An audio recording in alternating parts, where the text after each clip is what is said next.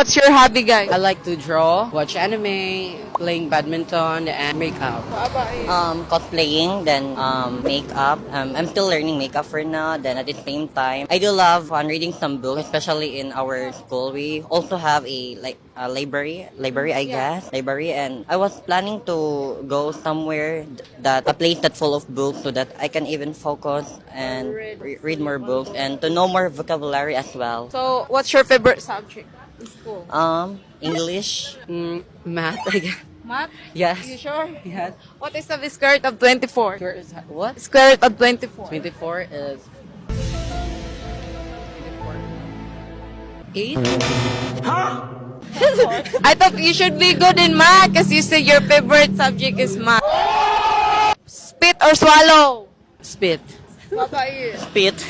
Favorite possession? I haven't tried it yet, but I think 69